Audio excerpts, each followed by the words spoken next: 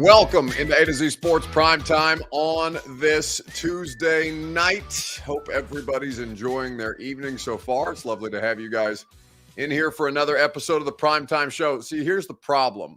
There's currently an Indiana basketball game on. It's 67-66 on the road. Ohio State leading by a point with under 4 minutes to play, which means that inevitably you all are going to watch me scream and cry in agony when my basketball team drops to 13-10, as it appears that they are getting ready to do. So this is going to be an emotionally charged show for me, and if I seem a bit distracted, that's why. Stephen King says, Bucks early, the end times are near. Again, the show, I'm not early, I'm not late. The show doesn't start until I get here, so that's how this works. Not the end of times, neither early nor late. It doesn't matter. It's just when the show starts. That's how this goes. Anyway, a little Lewis Black there, it felt like in my voice. But we are going to talk about Mike Vrabel being on the losing side of the Titans' winning decision. There's some interesting discussion out there today from Diana Rossini. I'm sure you've heard the clip. We'll talk about that. We'll talk about how to grade the Titans' efforts in their coaching search relative to the other teams. And a gone viral video is how we will wrap up tonight's show. Got a lot of good stuff to get into. Before we get started, need you guys to share the broadcast around on Facebook, YouTube, Twitter, and on Twitch. That's how you do it. If you are hanging out on Twitter, please retweet the show on the bottom right-hand corner of your screen. If you're on Facebook Live, you can share. You can share now to public. That is in the bottom left. And if you're on YouTube or Twitch, like the video, subscribe to the channel, and make sure you tell a friend to do the same. We would be grateful for you that way. Stevie says, show Tim. Well, who's Tim? I don't know who Tim is. Do you mean Bert? Bert is currently occupied. But we'll see if Bert makes an appearance. I can't imagine he would make an appearance at any point, but that's what it is. So let's go ahead and get this thing started. Welcome into A to Z Sports Prime Time from the Zen Sports studios. I'm your host, Buck Rising. I'm proud, as always, to be presented to you by the great people at TrueMav Fitness in the Gulch. Go to TrueMavFitness.com for your first workout free as a Middle Tennessee resident. No workout ever recycled or repeated. Go to TrueMavFitness.com for your first workout free. And Zen Sports. Download the app, plug in the promo code ATOZTN, and get up to $1,000 on your no danger first wager, whether you're betting the big game on Sunday or college basketball tonight. Zen Sports has you covered with that promo code ATOZTN. Okay, so all of the 8 teams that turned over their head coaches in some form or fashion, whether it was an internal promotion, retaining an interim, or firing a guy and bringing in an external candidate, all 8 jobs in the NFL that were open this offseason have been filled. The Titans, of course, are one of them, and I'm curious to know how you guys feel about the way that your team conducted its search relative to the other 7. Some of them were more complicated than others. For example, Washington seems like they had kind of the rug pulled out from under them at the last minute with the guy that they wanted to hire. I think that there was a couple of different people who thought they might get opportunities like Vrabel and Belichick that ultimately didn't pan out the way that they might have imagined. And of course, the Titans making their first or being the first team to hire an external candidate in the coaching cycle after making the decision to move on from Mike Vrabel a couple of days into the offseason. How would you grade them on a scale of A through F? How would you grade the coaching search that the Titans conducted? We'll talk about it together. It's your Two Rivers Ford Take right after I remind you that your Two Rivers Ford Take is made possible by the wonderful people at Two Rivers Ford. Quality American-made Ford vehicles and award-winning customer service. Two Rivers Ford in Mount Juliet or online at tworiversford.com. By the way, if this Indiana game goes the way that I think it's going to go, I'm going to have to get up in the middle of the primetime show, rip an item of Indiana paraphernalia off the wall in my office and throw it in the trash can, because I'm going to throw away at least one thing I have from Indiana University every time they lose a game moving forward. There are four things IU related in this office, including one of them, my diploma. Perhaps we'll wait until the end of the season to throw my diploma away, but the rest of the stuff is probably going to get trashed. So stick around. You may see some fireworks. Either way, how would you grade the Titans coaching search? A for Van Jeffrey on Facebook Live. Jason Gilmore is there too. He says an A. Stevie says an A. All right, nobody is going to give them anything below an A. This is very, very optimistic about the way that your coaching search played out. Hated the Vrabel firing, says that's all kinds of different letters and numbers. Hated the Vrabel fire, but ended up amazing. Both Callahan's and the Ravens defensive back coach for DC. A+ on paper, but need to see them in action. For THC, he says C-, B+ for Dylan Cole, an A+ for Thea D on YouTube. B, a coordinator. Offensive coordinator was a bit odd to me. Well, what made it odd, I guess, would be the question that I have. I don't necessarily think that anything about the hire of Nick Holtz was odd. I'd be curious to know what exactly for you made it odd. But I think, based on the way that they went about this, they followed through on everything that they said they would do in the Amy Adams Strunk hostage video with Mike Keith. They got the candidate who it felt like they wanted from the jump. They are doing all of these things in support of the quarterback, and it seems like they're checking a lot of these boxes. How it'll work in principle, we'll have no idea until we get through the offseason, through training camp, into preseason, and, of course, the regular season starting in September. None of this will have no proof of concept whatsoever until such time as we, get to actual football. But in the meantime, it's tough to give them anything lower than a B. I don't think that they hired the best candidate for their job.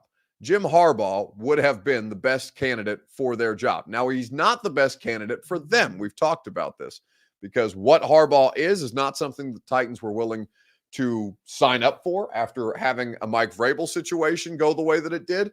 And so for them, based on their criteria, including demeanor, Callahan was the best hire for them. I think Harbaugh was the most qualified and the best if they had been willing to entertain that kind of coach. They weren't. So what you have there is Callahan is the next best option, and he's not their second option. He's their primary. He was their primary candidate, it seems, the entire time based on now, you'll hear a lot of people say that after they make the hire. It's like draft picks, right? No GM has ever said anything but, well, we had our eyes on him in the first round the entire time, right? That's typically how these things go. But I think a B is completely fair. I certainly wouldn't give them anything lower than a B. It may have gotten a little bit messy over the course of it with the Vrabel stuff and how it ended up coming to pass. But ultimately, they stood on their word. They delivered on the statements that Amy Adams Strunk made, and we'll see how it plays out in practice here in just a couple of months once the rookies start to report. We're not that far away from May when on-field action, at least practice field action, will begin. So I'm at an A with it, but I understand why people might be super optimistic about it, given all the different things that have come to pass. One of those things is looking around at just the different ways that this stuff has played out and all the different things that this particular team needs. For example, we talked about the need to improve protection. And this is a clip we've played a couple of different times, but I think it's worth hearing again. Brian Callahan talking about how you solve protection problems beyond just drafting new offensive linemen. Yeah. And how much schematically can you fix that? There's a lot of things that go into protection. Some of it starts with as simple as you got to go win. You got to win versus tight coverage. Protection is an everybody problem. The quarterback's got to get rid of the ball on time. They have to work through progressions quickly. So to say that it's a specifically the offensive line needs to fix the protection problem, I don't agree with that. I think it's a holistic offensive issue if you have protection problems, and there's a lot of ways you can help weaknesses, highlight strengths, and everybody's involved in the process. As far as profiles of offensive linemen and players, obviously you're looking for the guys that are great at pass pro. You're looking for guys that can anchor, guys that got great length. We'll talk about all the traits at a later date, but schematically you can help a ton. You can chip, you can bang edges. Backs got to be fantastic in pass protection. They got to know who to block and how to block them. So it's a holistic offensive issue, and so our job is to find a way to make sure everyone knows all the specifics of what we're trying to get done, and then they can technically go execute it. What were some of those specific traits? Excuse me?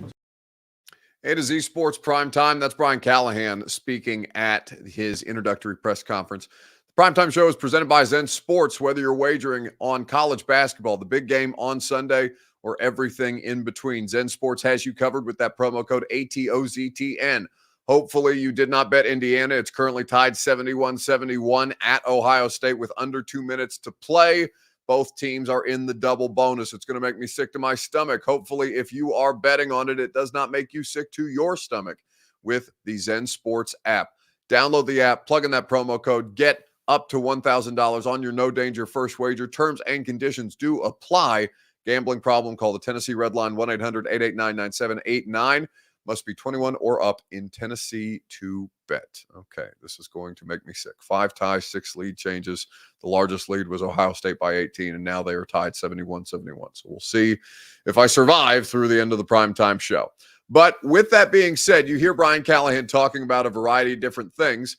Vol Slim Jimmy on YouTube says, I was bummed out when we fired Vrabel, but now seeing the direction of wanting to go and some of the new coaching staff that I can actually teach kind of gets me hopeful for the future. Well, Vrabel is a teacher. It's just they were not in a space where they liked Mike Vrabel's style of teaching anymore.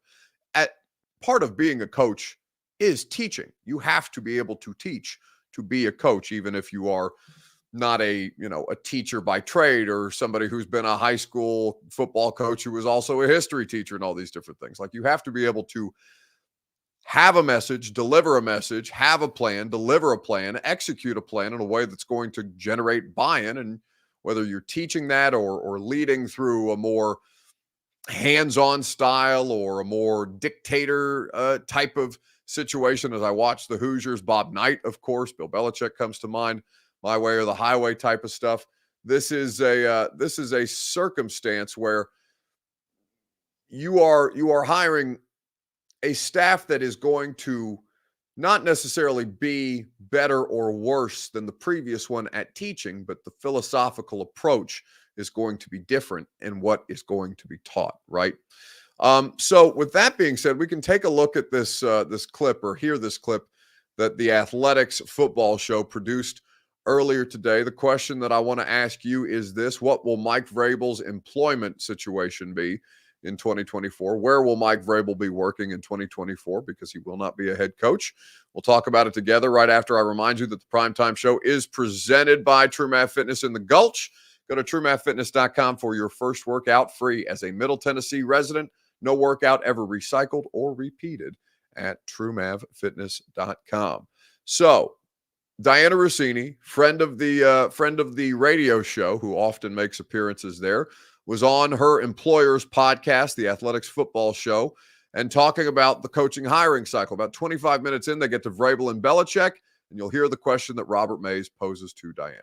On Vrabel's side, what is your sense of why Vrabel doesn't have a head coaching job right now? I don't think that there was a fit for him.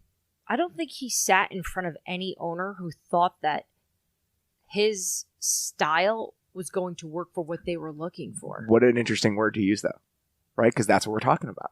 It's like the way that these guys are personality-wise, the way that they come off, how big of a figure they cut within the building.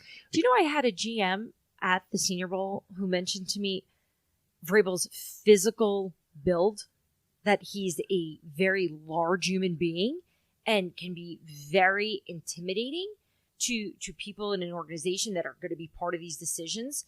And that is a factor, which I laughed. I said, stop, that's not something that's real. Who cares what someone physically looks like? And he said, I'm just telling you, I've been in rooms and somebody's physical presence can make a difference. And if you think about it, it makes sense. Outside of football, it has an effect, right? They always say really tall men have better opportunities in executive tell me about roles. it. Yeah, tell me about it. As I sit here living my 5'11" life for the last 35 years and everything that comes with it. Really tall, stunning, beautiful women are on TV, which is why I'm on a podcast now, right? This is what happens, Robert. but I do think... Making me feel great right now about where my career has ended up. But I think that Belichick and Vrabel are very different. I feel like also from an age factor. Vrabel got stuck in that weird late 40s, early 50s bracket where you're not really young anymore. You know, you're not like Mike McDonald running around.